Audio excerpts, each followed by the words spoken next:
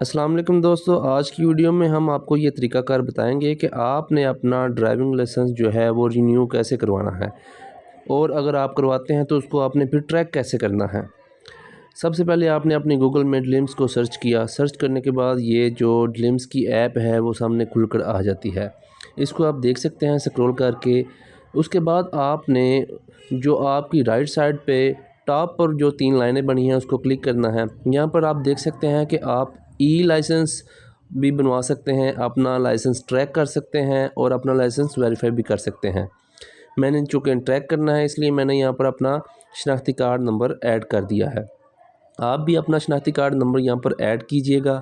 اس کے بعد نیچے جو کپاچا کوڈ دیا گیا ہے یہ آپ کو نظر آ رہا ہے۔ آپ نے اس کپاچا کوڈ کو ایز اٹ از جیسے اس کے نیچے دیا گیا ہے اس کو آپ نے سرچ کرنا ہے۔ جب آپ اپنا کپاچا کوڈ لکھ کے